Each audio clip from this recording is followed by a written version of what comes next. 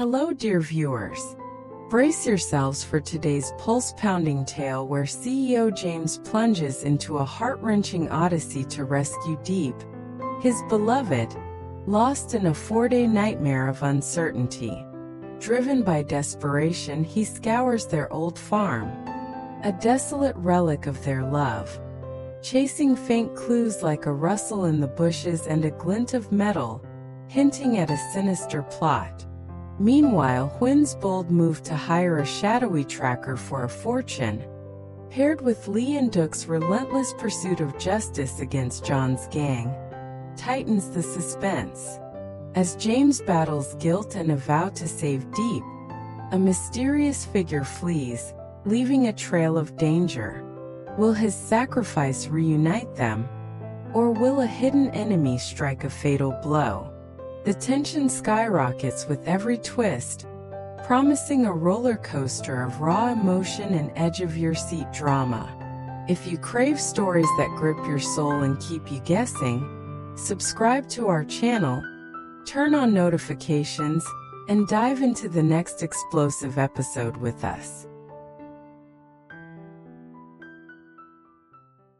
James paced the dimly lit room, his heart a tangled web of dread and desperation, his fingers trembling as he clutched his phone, dialing Comrade Ton with a voice that barely held its fragile thread of hope. "Any word on Deep? Please tell me something, anything," he pleaded, each unanswered ring a dagger to his spirit. The silence that followed was deafening. For excruciating days since Deep vanished into thin air, and still no trace to cling to. His appetite had vanished, meals left cold and untouched. His once robust frame now gaunt and hollowed by the relentless grip of worry that gnawed at his every thought. His mother, her eyes clouded with a deep, aching sorrow, watched him unravel, her own heart torn between grief for her son and the missing Deep, a daughter-in-law she'd come to cherish. "You must hold steady, James," she urged, her voice a tender lifeline trembling with emotion as she placed a hand on his shoulder. "Force yourself to eat. Rebuild your strength to find her and carry the weight of your responsibilities." James sank heavily onto a chair, his voice fracturing under the strain. "I've combed every street, chased every lead, nothing but dead ends. For days, Mom, for endless days, and she slipped through my fingers. I'm losing myself to this nightmare." Her hand tightened, a mother's resolve shining through the tears. "She's our beacon. Don't let despair dim your fight. We need you whole." The weight of her words lingered as she spoke again, her tone laced with a bitter suspicion that cut through the silence. "Maybe John's gang has her locked away, or Deep fled in terror. Though why she hasn't reached out to you after all this time tears at my soul."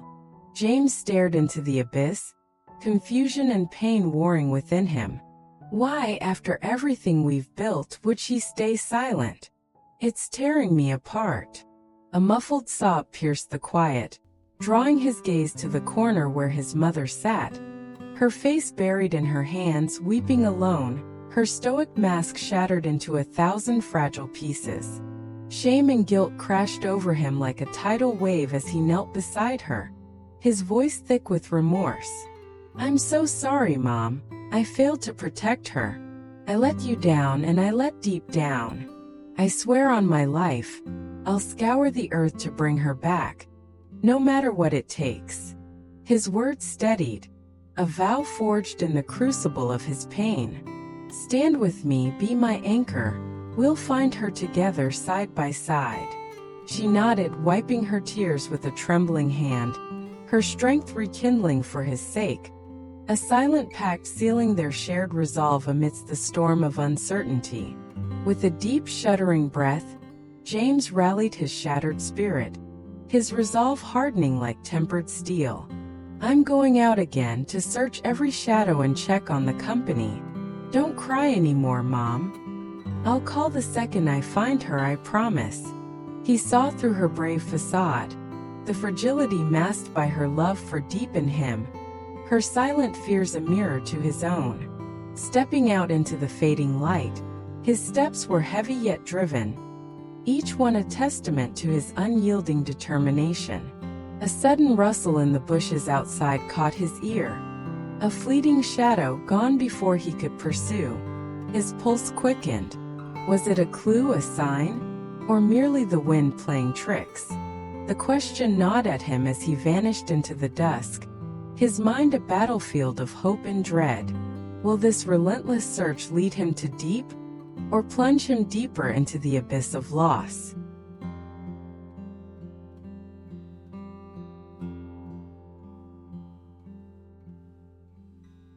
In the shadowed corner of a bustling cafe, Ly and Duc leaned over steaming cups, their faces etched with lines of deep concern that spoke volumes. "James is a shadow of himself," Ly murmured, his voice heavy with worry as he stirred his coffee absent-mindedly. Duc nodded, his brow furrowed with a mix of sympathy and suspicion. John's sabotage might be strangling James's lumber mill. Business is teetering on the edge. Their conversation pivoted to the case.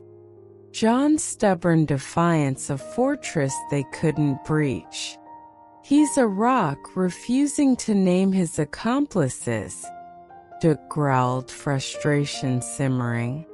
"We'll peel back every layer, force him to confess, and shatter his entire operation."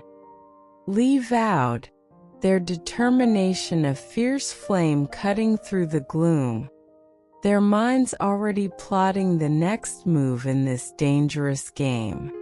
Their mission took an unexpected twist as a woman crumpled to the rain-slicked street, her small child clinging to her side with terrified whimpers. Ly and Duc sprang into action, their voices a blend of urgency and compassion. "Are you hurt? What happened?" they asked, gently lifting her frail form. She gasped for air, her words faint. "Just got home from work, dizzy, can't stand. It's only me and my boy." They supported her to a nearby shelter, Ly circling the area with a wary eye while Duc dashed to a store, returning with bags of noodles and milk. "Rest now, avoid the storm," Duc advised, his tone firm yet kind as they settled the mother and child. "We'll check back," Ly added, their brief act of mercy a flicker of light before they plunged back into their relentless pursuit of justice, the weight of their task heavier than ever. Meanwhile, James arrived at the lumber mill, summoned by a worker's urgent call, the air thick with the scent of sawdust and progress. The hum of machinery greeted him. Exports had surged, a rare glimmer of hope amid his torment.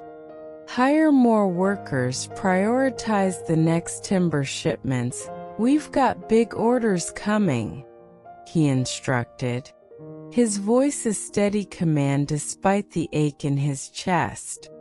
A worker's hesitant question sliced through the noise. "Any news on Deep, sir?" James's face darkened, his eyes clouding with sorrow. "I've rallied every resource, every contact, still no sign of her. She's out there and I won't stop." With a heavy heart he turned to his team, his decision a painful sacrifice. "I'm entrusting the mill to you and Truong. Handle the daily grind. Reach me only for the toughest challenges. I need every moment to find her." His voice cracked, the weight of his choice settling like a stone. Stepping away from the life he'd built, he plunged back into the search, his soul tethered to Deep's elusive shadow.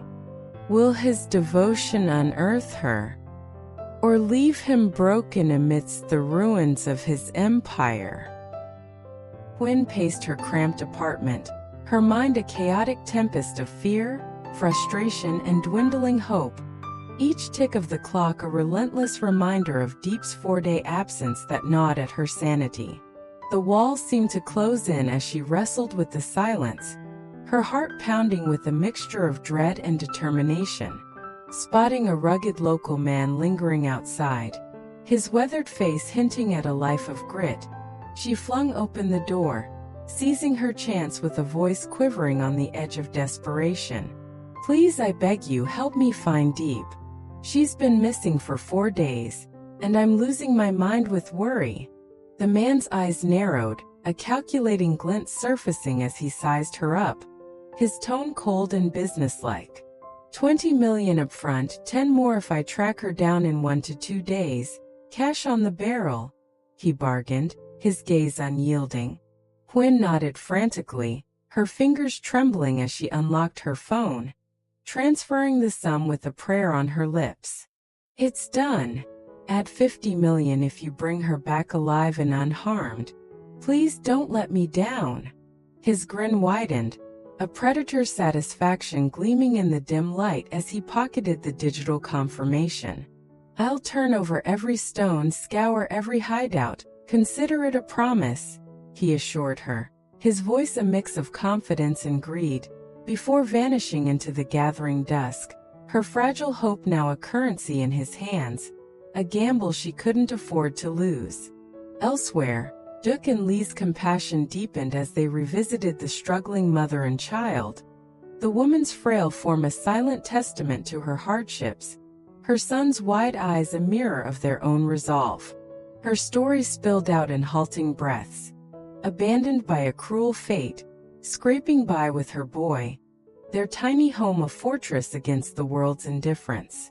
"We'll get you through this," Lee said, his voice warm as he handed over bags of steaming noodles and fresh milk, a small beacon in her despair. "Stay inside, the rain's a beast tonight. Give yourself time to heal," Duke added, his tone a steady anchor as he adjusted the child's blanket.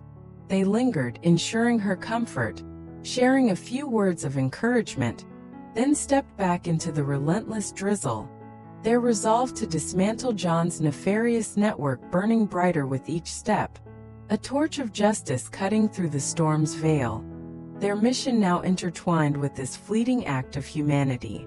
James drove to their old farm, a place once alive with the warmth of shared dreams, now a desolate wasteland echoing with Deep's absence, the silence pressing against him like a physical weight. The car's engine sputtered to a stop, and he stepped into the fading light, the withered gourd trellis a skeletal reminder of their laughter, its dry vines curling like forgotten promises.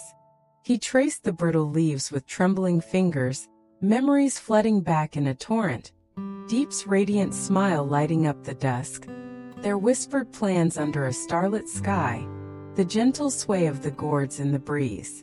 Tears streamed down his face, a floodgate of guilt and regret bursting open as he sank to his knees. "I should have listened to Dad," he choked out, the memory of his father's stern warning searing his mind. Their worlds too vast, their love a fragile bridge doomed to collapse. "If I'd relented, if I'd seen the danger, she wouldn't be suffering now. This is my burden to bear." The regret clawed at him, a relentless beast tearing at his resolve, each tear a confession of his perceived failure. But wallowing in the past offered no salvation, no path forward. With a surge of defiant strength, he wiped his eyes with a rough sleeve, his voice a low, determined growl that rose above the wind. "I won't break, I can't break. I'll find her, even if it's just a whisper of hope left to chase." He pulled out his phone, dialing Truong with a tone of ironclad resolve. "Alert all 25 mils. Mobilize every contact, every resource we have. Deep's out there, and I'll tear the world apart to bring her home." His words hung in the air, a vow etched in steel. A sudden rustle in the bushes jolted him from his reverie, his heart thundering as a figure darted through the shadows, a glint of metal catching the fading light. A knife, a gun? He lunged forward, adrenaline surging, but the shadow dissolved into the dusk, leaving only the echo of footsteps. Panting, he clutched his phone, dialing Huynh with a voice taut with urgency. Any leads? I saw someone's watching, maybe following. Did your man turn up anything? Her voice trembled on the other end, a mix of hope and fear. I hired him, 20 million down, 50 more if he succeeds. He's out there now, James. We're close, I feel it. Hold on.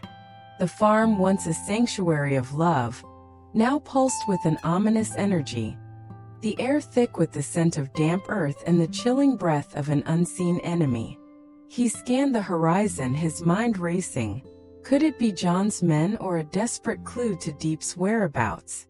A faint cry carried on the wind, too distant to discern, but it spurred him into action. He called Truong again. Send a team here now. I need backup and fast. The line crackled with agreement and he stood tall, his vow a blazing torch against the encroaching dark. The farm a battleground where hope and danger danced in a fragile balance, the outcome hanging by a thread as night descended.